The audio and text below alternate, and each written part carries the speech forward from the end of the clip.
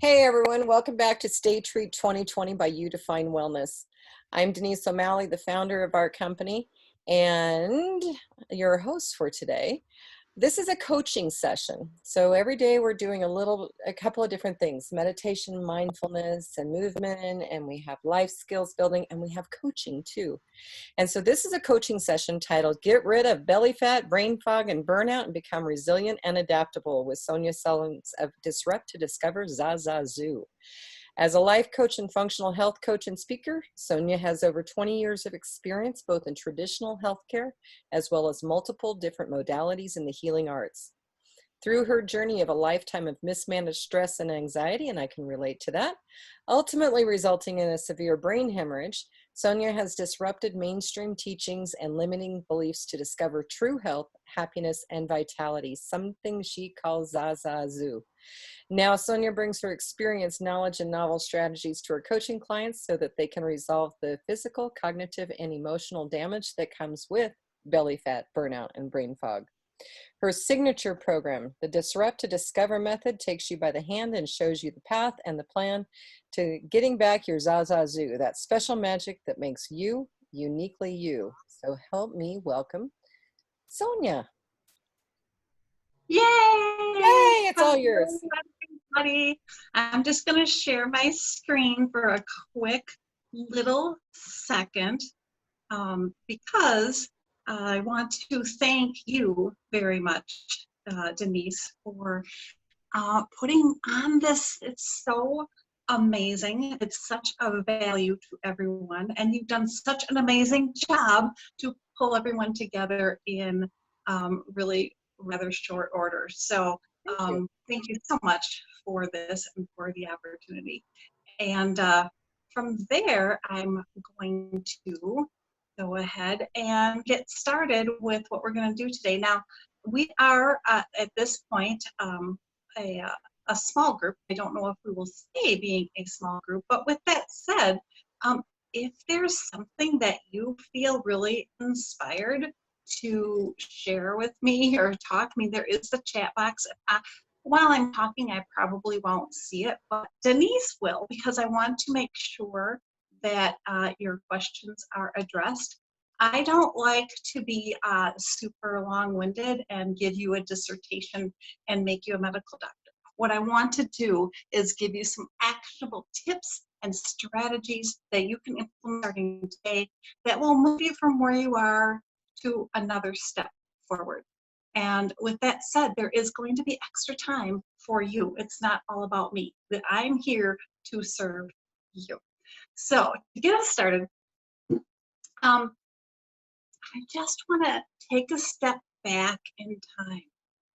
And where I was in that moment wasn't the best place to be. You see, I could hear my parents fighting, and they were really going at it this time. I mean, my hands were shaking, my heart was racing, my mouth was dry. Part of me wanted to just put the pillow over my head and ignore it, but I'd been through this before. I just had to check it out. So I peeked through the railing at the top of the stairs. I can't make out what they're saying, but I'm listening hard and I'm trying to. And then I hear my dad loud and clear. I'm out of here. You keep the kid. My mind was racing. Is it my fault? What can I do to fix it? Like, what's going to happen to me? Like, this terrible feelings. And I'd like to say it was an isolated incident. Like, that'd be my favorite thing to tell you. Like, that was the worst thing that ever happened to me. But it wasn't. I was always walking on eggshells. I came to believe that if I could just do everything perfectly, I could be good enough. But the truth is, perfect is impossible, and impossible is stressful. And stress and anxiety became my new normal. But you know what? Normal doesn't mean healthy. I was only 46 when I collapsed on my basement floor. I had a stroke. I seemed young and healthy, but my stress and anxiety, it skyrocketed my blood pressure. And I had a hemorrhage in my brain. Here I was, well established for over 20 years in both traditional healthcare and in all different modalities of the healing arts. And I find myself having to learn how to walk and to talk all over again. Having a stroke challenged everything I thought I knew. It even challenged who I thought I was. I mean, imagine me in a wheelchair in a nursing home at the age of 46. You might be thinking, I'm stressed, Sonya. That doesn't mean I'm going to have a stroke. Which is true. I mean, I had an actual physical stroke. But let me ask you, what is your stroke?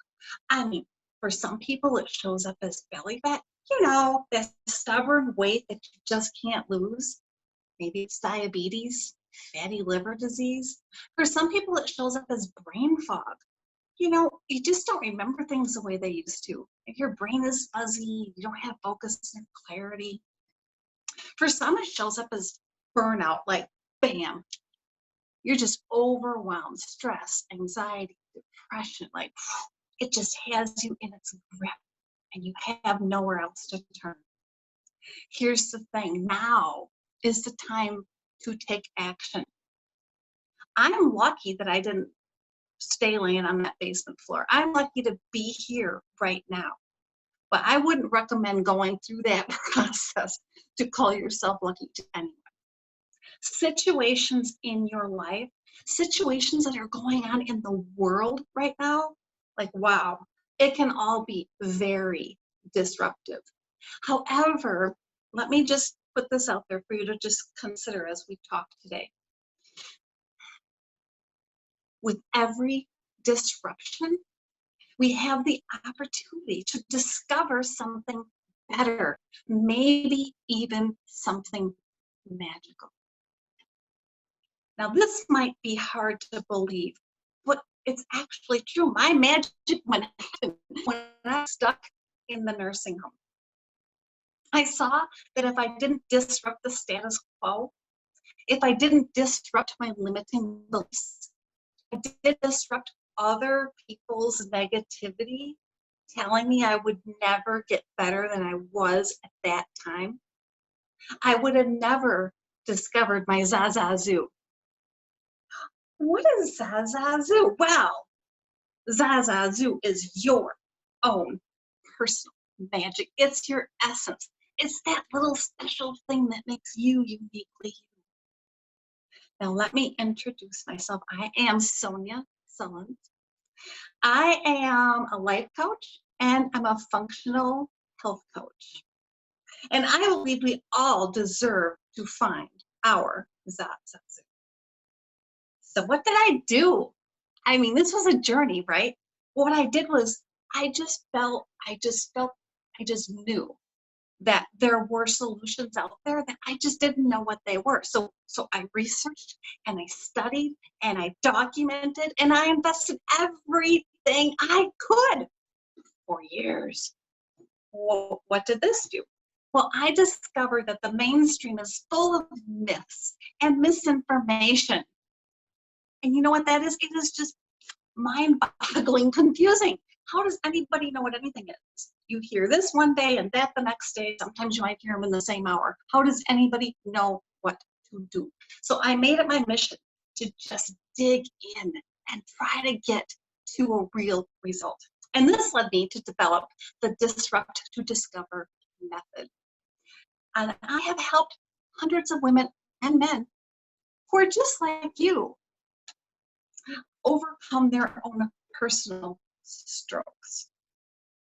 And in the time we have here together today, like I said, I don't want to have a 60-minute content-packed program because I want it to be about you and I want it to be interactive. And I want it to be fun because these topics can feel serious. The world right now can feel serious, but being too serious takes away some of our ability to look at the lighter side. Because if you're going to disrupt to discover, you have to be willing to disrupt, and then you have to be willing to discover. That's a mindset. So we want to help you get there by lightening the load.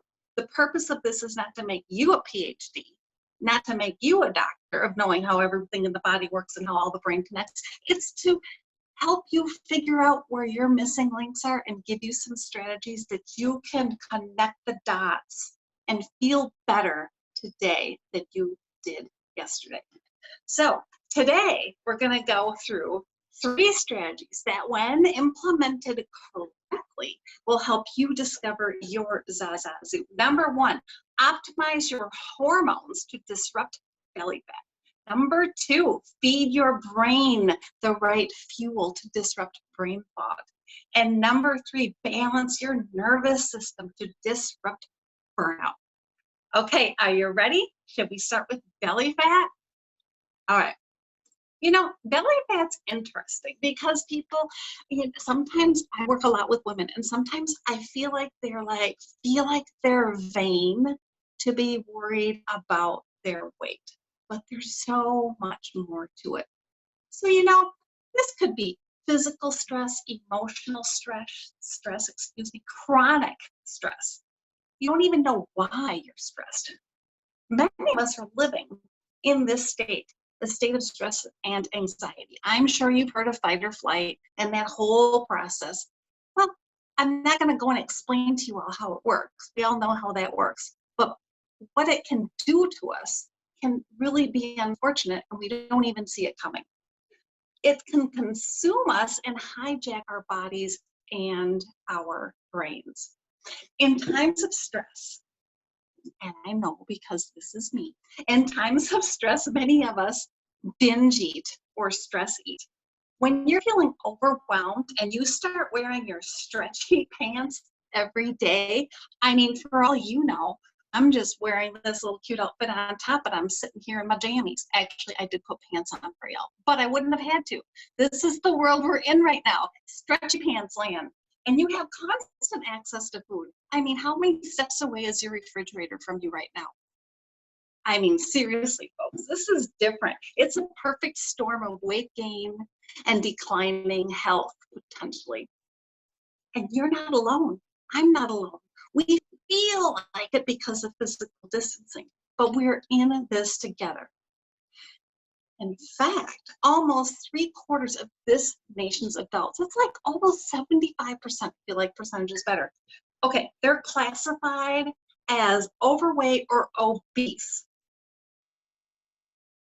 Okay, what the interesting thing about that is that percentage seems high. It does. But if you ask people what overweight or obese is, we don't have a good barometer for it anymore. When 75% of the people you see are overweight or obese, we don't know what healthy weight, what optimal weight, which means optimal health, looks like anymore. And this high percentage of obesity, it's creating health conditions, and they're deadly. So as far as those genes go, it's actually an interesting thing, because when they fit, we're probably in a healthier state. So once in a while, take off the stretchies and put on the jeans just to see where you're at.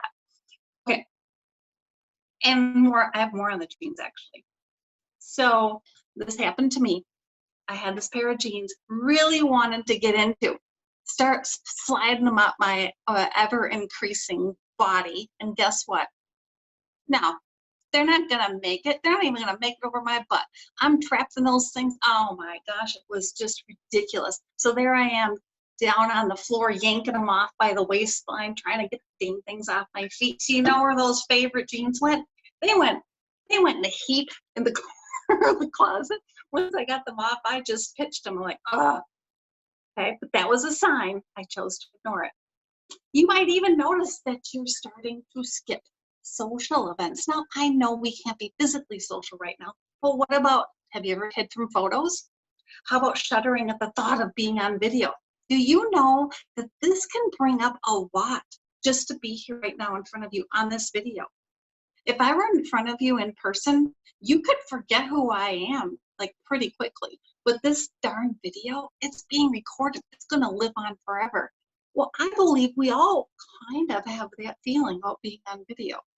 And maybe if we felt and looked our best, we would have some of that anxiety gone, and we'd have the bandwidth to do other things with that energy. So if you look around yourself and you go, wow, this is kind of me. Maybe I'm living a little smaller every day. Maybe my waistline's getting a little bigger every day. So what's happening to your ZaZaZu? Is that getting a little smaller too? Let's ramp it up. All the crazy myths and misinformation, confusion, let's disrupt it. So let's talk about hormones. I bet we can all relate to the frustration we feel when our weight shoots up and it won't budge when we are under stress. It feels like a vicious cycle. Like, even though you're cutting calories, the scale goes up and up and up. It is a vicious cycle. You're stuck. And this is why. Stress makes cortisol. Cortisol is a stress hormone. It has a useful purpose. We won't even bother to get into that today. Well, if it's useful for you, then we wouldn't be having this conversation. It's when the cortisol goes out of whack that you have problems. So when cortisol goes too high, you know what it does? It makes you store fat. Oh my gosh, I never knew that before. I mean, like, literally makes you store fat. And if you have too much cortisol, you know what else it does? Stimulates your appetite. Miss Snack person, I probably should have been thinking more about my cortisol than I was about my pretzels and grapes. Well, insulin, oh, I missed a part. I wanted to tell you this too. There's more that happens than just cortisol. Stress and anxiety, as we've talked about, causes emotional eating. Well, most emotional eaters don't tend to binge on steak. They tend to binge on too much sugar. And when you eat too much sugar, your body produces too much insulin. Now, once again, insulin is extremely important, extremely useful, but in excess, it's damaging. Insulin is known as the fat storage hormone. Did you know that? I mean, I was shocked when I found that out. So maybe you haven't struggled with weight gain yet. Maybe you're still in the lucky pool. But if you have carb addiction, if you're always seeking snacks, if you have a sweet tooth, those pesky pounds are probably just around the corner. This reminds me of one of my coaching clients, Kathy. Okay, love Kathy. She's awesome. She's, had a lifestyle being physically fit. She's very attractive, in the public eye. But you know what? It just got to the point where she couldn't manage the cravings and she couldn't manage her weight. And she was doing the eat every 2 to 3 hours thing to try to not go in starvation mode. That's another topic we can talk about at a different time. And so it seemed like every time she ate, that would create the craving for something else to eat. Even after a big dinner, she would be wanting a snack. And the pounds were piling on.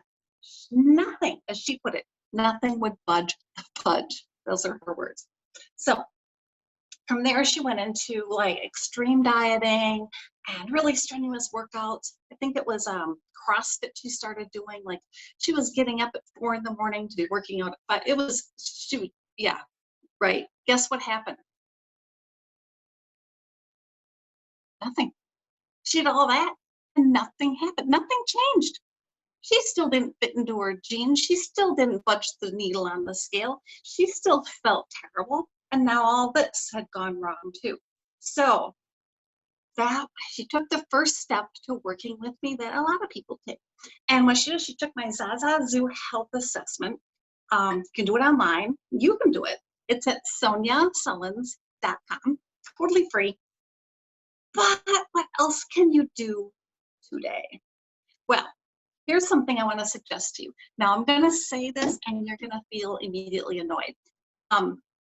If you feel really annoyed, because it's going to ask you to do something I don't think is fun, and that is to track. But if you don't know where you are, how do you know when you've gotten somewhere? How do you know how to correct something? So it's kind of like a starting point to get bearings under you, but it's meant to be short term. We're not going to do this forever. But right now, like I like Carb Manager as an app, but you know, it doesn't have to be. If you have a different favorite one, do that. But do it. Track everything that goes in your beautiful little mouth, whether it's food, whether it's a beverage, track it. Because when you know where you are, you can go, oh, Sonya said to start whittling away the carbs to whittle away my waste. That's where I think would be a really good starting point. Now, pay attention here. Rookie mistake alert. I'm pausing for a second because I want you all to think like, what's the rookie mistake? Okay, it's cutting carbs without adding healthy fat. So I told you to get Carb Manager. I told you to track everything. Then I told you to cut carbs. Some people do that, exactly that. But what they don't do is eat any healthy fat. What happens if you do that? You're going to feel like you're starving to death. You're going to secretly hate me. You're going to have bad dreams about doing bad things to me because you're going to be starving. It's going to make you crazy. Your body and your brain, that was funny, but it will literally struggle. Your hormones are going to go out of whack. They already were out of whack. We're trying to get them into harmony, and they're going to go out more out of whack. Now, you might be thinking, Sonya, fat is unhealthy. Like, that's going to kill me. That's going to give me chronic diseases. Everybody knows this. Well, and fat'll make me fat too, right? Won't it? That's what you're probably thinking. The truth is that fat is not healthy. It very well could be the fountain of youth. We'll do more on that later. We've all been brainwashed to be fat phobic. You're looking at fat phobia right here. Oh my gosh, the hardest thing in my life is to eat anything with any semblance of fat. I think I'm going to be fat and die in a minute. It's terrible. I have a weird issue about that. But I'm not alone. You're not alone. We're all in this together. Why? Well, let me tell you how this happened. Dating back to 1958, an American scientist, Ansel Keys, published a faulty study that linked heart disease to dietary fat. The actual data refuting his theory was hidden. Since then, modern nutritional policy has been based on that bad science. Well, what happened? You probably remember it. I remember it. Oh my gosh, I remember it so well. Back in the day, and I was modeling, I remember like none of us ate fat. We were told, don't eat fat. You eat the whole box of Snackwell cookies if you want. You can because they're fat-free. Just whatever you do, don't eat fat. I followed this ridiculous advice for I can't tell you how long. Well, what happened was with fat being vilified and taken out of foods, let me let you answer this in your head. What happens when you take the fat out of food? It tastes terrible. It's disgusting. So in order to make fat-free food tasty, you have to add, you guessed it, sugar. So as we all started eating fat-free everything, our sugar consumption skyrocketed, and so did our waistlines, and so did the health conditions that go along with that. Everyone's telling you that fats will make you unhealthy. Even though they're wrong, this explains why why we've all believed it to be true. Disrupt this outdated thinking to discover how to get slim and healthy without cravings or starvation. Okay, that wraps up belly fat. Anybody I can't see if there's chats or any questions. Is there anything anybody has, or should I move on to the second thing? We have a question about suggestions for menopausal belly fat. Everything I've just said. Okay, so I told you about the stroke, basement floor, whole big thing. Well, what happened, the trauma of the stroke put me in immediate early menopause. So I had that double whammy on top of everything else I had going on. Everything I've shared so far today applies exactly to that. You know, there are more strategies that go with it than just what I'm sharing in the time frame that we have. But I think sometimes people misunderstand, thinking that because you're menopausal like that makes you an alien, have to do everything different than what works for overall health. What you really just need to do is kind of what I'm talking about here, and rebalance the hormones, because the body will want to come into homeostasis. But if we keep doing things that put it out of balance, we're just battling an uphill climb. So it is a mental shift, though. To do what I'm asking you to do is pushing you out of the comfort zone. It's asking you to disrupt.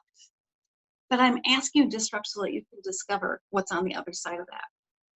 That's awesome. We have another question. What was the name of the quiz on your website? Oh, it's the ZaZaZu Health Assessment. So if you're on the website, I talk about my programs.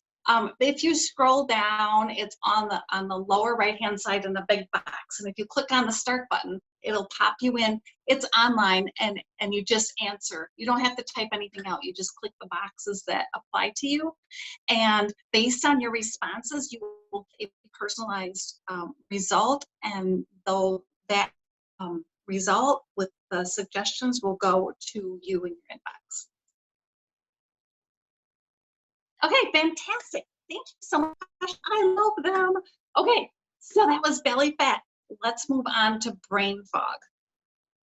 I get a lot of people wondering about brain fog, because I think we heard earlier today, I said, Brianna, you know, when we under stress and anxiety, like that shuts down our brain, and it's true.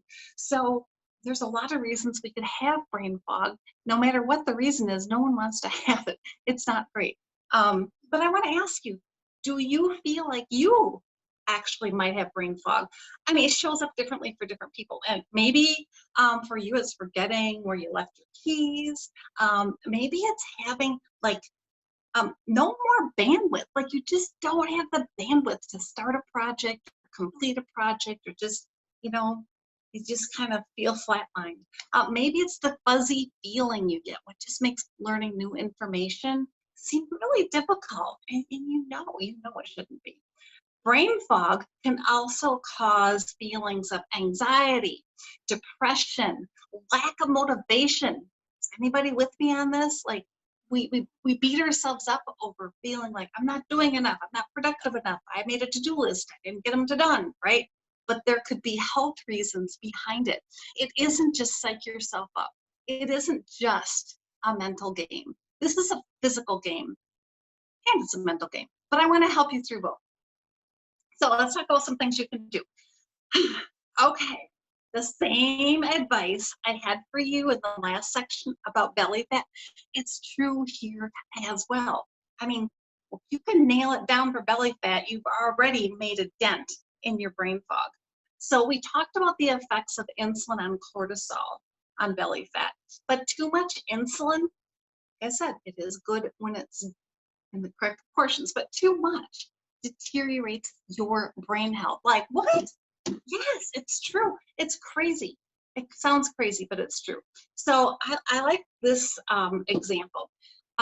It's like when, okay, you're driving home from work, you got the radio on, you're all like good, you're groovy, you pull in the garage, you grab your purse and you grab your bag of groceries or whatever you have, you hop out, you turn the car off, you hop out, you go in the house, you don't think twice about it. But what happens when you get in the car again the next morning? Okay, you get in the car, you throw your purse over here, you throw your bag over there, you turn on the car, yeah, the radio is blasting. And you're like, what the heck was I thinking when I came home yesterday? No, it's not, no, it's called acclimation. Your brain acclimated to that high volume. This is the exact same thing that happens with insulin. So in the correct proportion of glucose, the correct proportion of insulin, everybody does their thing. They all do it in harmony and they all go back to their own business. But when you have too much glucose in your system, you end up with too much insulin being produced, because if you have too much glucose in your bloodstream, you'll be diabetic. You'll be type 2 diabetic. And if it doesn't control that, you could die. So your body's really, really specific about the amount of glucose it allows to be in your bloodstream at any given time. But if you keep eating too much or ingesting too much glucose and your body keeps shooting insulin all the time, it becomes ignored. It becomes acclimated to. That's what they call like um, uh, pre-diabetes, metabolic syndrome, comes type 2 diabetes. It's becoming metabolic rigid. That's when you hear yourself saying, oh, no, my metabolism is broken. Nothing works anymore. This is what's going on. Okay, but too much cortisol also deteriorates your brain health. I'm going to refer to a study.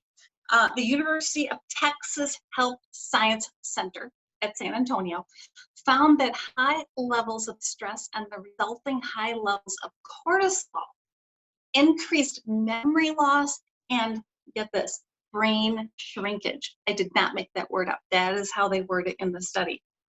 Cognitive decline, and it happened in middle age.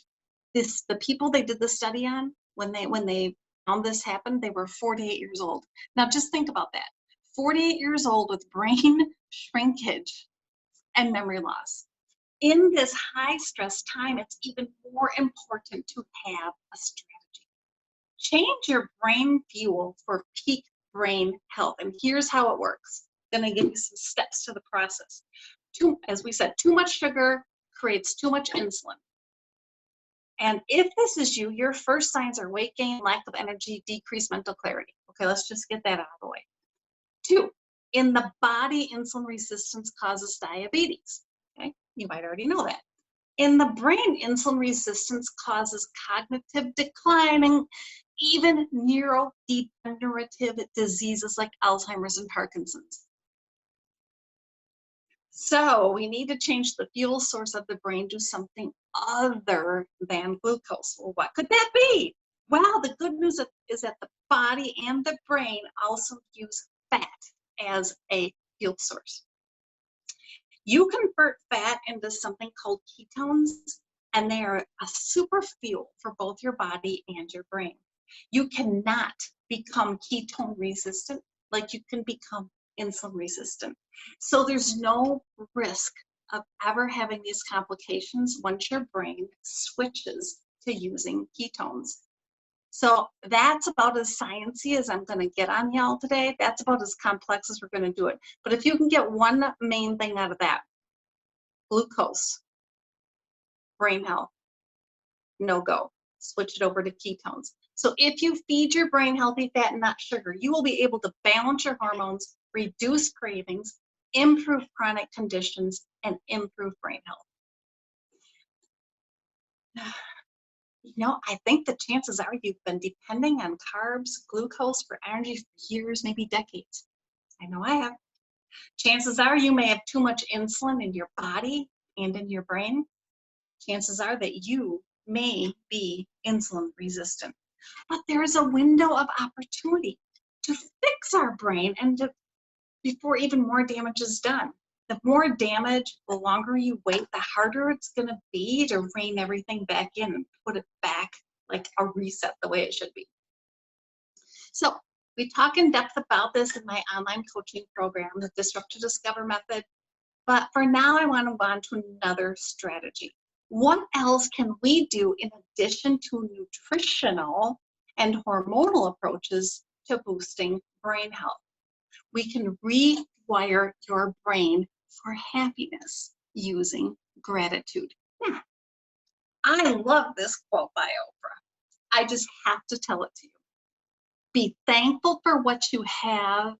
You'll end up having more. If you concentrate on what you don't have, you'll never have enough. Gratitude is said to be a natural antidepressant. It means, that's a great stress reliever. It actually produces a feeling of long-lasting happiness and contentment. In a time like this, who doesn't want a long-lasting feeling of happiness and contentment? Who doesn't want a natural antidepressant? Now, here's the thing. When we express gratitude, our brain releases dopamine and serotonin. You know, those are really important neurotransmitters. Those are little things that make all the brain connect. And it makes us have happy emotions. So if we focus on gratitude every day, we can help these, they're called neural pathways. So in the brain, it's like things are done by habit, right? So like when I had a stroke and I couldn't use my arm or my leg and I couldn't walk, I couldn't remember things, I couldn't talk, all this stuff, it's because the normal narrow pathway, like it kind of got filled up. But why am I talking and walking now? Because your brain can learn to do new things. You have to teach it, and it will make a new neural pathway. And so I consider it like a super highway, right? So I had a super highway for walking and talking, and then that highway got plowed over. I had to make a new one. Is it a super as the old one? No, but it's pretty super. It's great.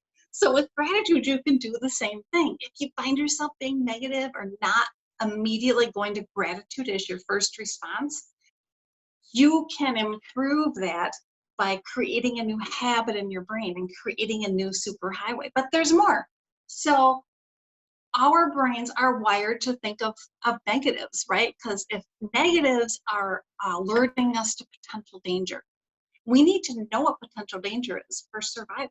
So this is like ingrained in us. It's not your fault if you're like, oh, I guess I am a negative Nelly. No, you just aren't exercising your brain into the positive with gratitude. You have to carefully curate the environment around you, because when you get exposed to a lot of negativity, we can become negative. So when I was in a nursing home, so in the nursing home, I felt hopeless, I felt helpless, I felt like a burden to the world, useless. I got filled with negativity. It was eating me up inside. I did not have any extra bandwidth to be giving my energy away to negativity, but I couldn't seem to stop myself. So one day, as I was struggling down the hallway on my walker, one of the other residents, a lady, she stopped me with a smile. Oh my goodness, dear, you're doing so much better. See, they were a lot older than me. That's why the voice. And I'm like, I'm doing so much better. Look at me. I'm in a nursing home on a walker, but okay, whatever. Then she says, just look at you. I remember when you first got here. Oh, you were in such bad shape. I'm like, what? There it is, folks. Wake up call. I mean, it was time to start some heavy duty gratitude work. This is not where I wanted to be, because gratitude really does affect the brain. It releases toxic emotions, it reduces pain, improves sleep, reduces stress, anxiety, depression. We keep talking about those three, but they're three biggies. So I take my clients through a number of strategies and exercises in my coaching program so that you can find what feels most comfortable and effective to you. Like, everybody's a little bit different in what they like. And if you're told you have to do something that doesn't resonate with you, it's not going to work for you. But I am going to share this with you because almost everyone I share it with, they do end up liking it. So it is something you might want to try. So your action step for today is to start a gratitude journal. This can look any way you want it to. Don't make it too difficult. And maybe you think this sounds silly. Maybe you've done one in the past and you gave up on it. Maybe you were hoping you might do it in the future, but you haven't really committed to it. But I'm going to encourage you to put it on your to-do list, because like I said earlier, gratitude isn't going to be your brain's natural go-to state of being. You're going to have to tell it. It's going to have to go there. So I challenge you to start now, and each day actually write down or type down 10 things you are grateful for. Don't worry if you repeat the same ones. Don't worry if you have a hard time thinking of 10. I remember when I was feeling so like low and in a bad place, like, I'm trying to do this exercise, and I'm like, seriously, I cannot. 10 things. I cannot think of 10 things. And I had my hands out like this going, I cannot think of 10 things. And all of a sudden I'm like, oh, I got them. I got 10 fingers. And you might be thinking, well, weren't you a little Miss Mood? You being that little, but I had this flash in my head in that moment. Not everybody has 10 fingers. I still do. Like, that is worth being grateful for. So it doesn't matter if you have to start small. Just start. Okay. one quick pause here in case anybody has any brain fog questions before I move into burnout. It's going back to the fats. We have a question here. Do you have some examples of good, healthy fat foods? Yes, absolutely. And a lot of them are going to be different than what you think. So for example, saturated fat is not only found in meat, it's also found in vegetables. For example, saturated fat is not actually bad for you. For example, dietary cholesterol is not correlated with cholesterol serum levels. So the question about what are the fats we should eat, I can break it down really simply. Non-processed fats. If you can eat a fat and it isn't processed and it isn't, and I have a lot more material I can share on that later. In fact, is it in the comments? Because I'll respond to you on that. I have so much written on it. It is fascinating how many foods will open up in your world to you that you didn't think you could eat. So when I say an unhealthy fat, a lot of the oils are not good. A lot of the seed oils, a lot of the things that are, the hydrogenated we know about, right? But there are other things that are just too processed. And there are other natural pure sources of fat that we're afraid to eat that are actually really good for you. So for instance, I am now a big bacon eater. What? Who would think? But I get a organic bacon that's uncured, that has no nitrates, it has no added sugar. It's basically like the ingredients are bacon. When you look at bacon, okay, that is actually a healthy fat. Now, I've always thought bacon is, I can have 1 or 2 pieces on a cheat day.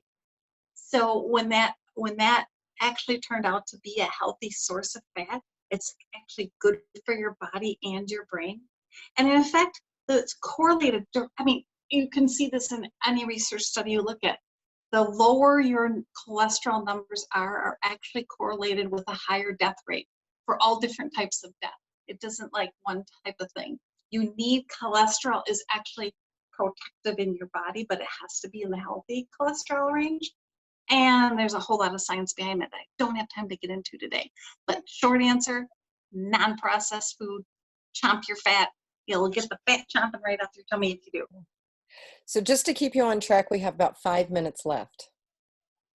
Oh, I thought I had an hour. All right. So I'm gonna skip a little faster than through burnout.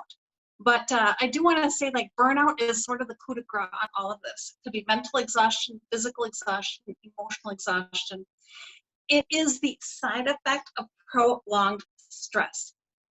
It happens when you're just overwhelmed and you can't manage things anymore.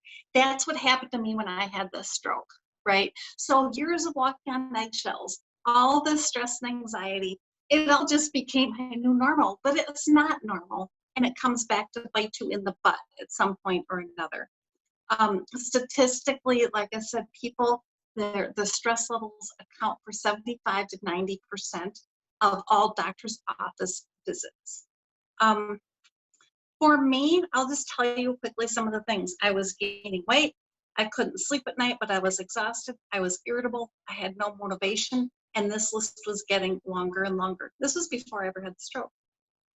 So I have some favorite things. I don't have time to tell you, but there are some really cool things. One of them is keep your cortisol down, keep your insulin down, and then I have a favorite thing, which I just want to share this part.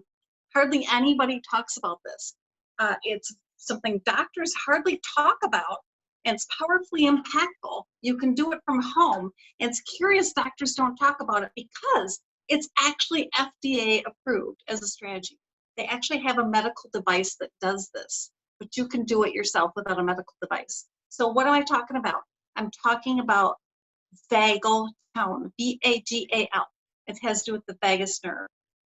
So if you improve your vagal tone, which I'll talk to you more about in a second, you can improve your overall health. It's kind of like though, some of the other things where you have to do it repeatedly. You can't just do a vagal tone exercise once and then consider yourself done. This is something that needs to become a habit. It's part of your nervous system. It connects your brain to your gut, to all of your organs and all the systems in your body, and it's a two-way communication. So it's not that just one goes to the other. It's so complex and so cool. It is what is considered the mind-body connection, and it alone reduces the releases the happy hormones. So if you find yourself in fight or flight or highly stressed, you have low vagal tone. You become resilient and adaptable with high vagal tone. So you can improve it yourself by singing, humming, chanting, gargling, deep and slow breathing, meditation, and there are some other ones: exercise, massage, socializing and laughing, acute cold exposure. I want to go back to those first three because I guide my clients through a really cool exercise that includes all of those three. And you can include the gratitude piece if you want because of the meditation part. And in the short term, it makes you feel relaxed and happy, clear-headed. In the long term, it actually really improves all of your health measures. So if you're interested in discovering insight into your workings, again, SonyaSullins.com to take the ZaZaZu assessment. And real quick before I go, I just want to leave you on a high note. Your future happiness and vitality, like your ZaZaZu, like who doesn't want ZaZaZu? Your ZaZaZu starts with what you do today. What will life with ZaZaZu look like for you? Picture a day when you feel slim and energetic, when you enjoy a clear mind and dynamic energy. Picture a day when you hear your friends, your spouse, your coworkers tell you how great you look and how youthful and vibrant you are. Picture a day when you feel confident, empowered, and ready to take action on your dreams. You can do this, and I would be honored to help. And together, we can elevate your health and happiness. Who's ready for ZaZaZu? Me. I love that ZaZaZu. I mean, it is you. It is 100% you. So thanks for that. Do we have any questions? We have another minute. I know we had some in the chat box. I think I've gotten to all of them, but was there anything that you guys had questions on that you wanted to pop in on? If not, you can always put them in the chat box and we'll get them to, Sonya will be on here for another little bit. So with that being said, let me show you guys where you can find her. I think you should all be getting it by now for if you've been on the calls today. So you can go to youdefinewellness.com. You're not going to go to it right this very moment because right this very moment it is being in maintenance again. So that's what happens when you have a website that has as much stuff on it as ours. And so we're just making some little tweaks to it, and unfortunately they're making them right this second. But you can go to youdefinewellness.com. Go over to our provider directory and you will find Sonya in there. Look for Sonya Sullins. And I got to tell you, she also accepts the Healthy Living Savings Card, and she's got an incredible deal. You know how when you want to do something with your spouse and it's costs, there's a charge for you and there's a charge for your spouse or your significant other. Well, if you have the Healthy Living Savings Card by You Define Wellness, you can sign up for an 8-week coaching program with her, and your spouse or significant other can participate for free. So that is a fantastic deal. And Sonya, we thank you very much for making that offer out there. So thank you. And for all who have been on this call, I appreciate it as well. We're going to go ahead and stop the recording, and we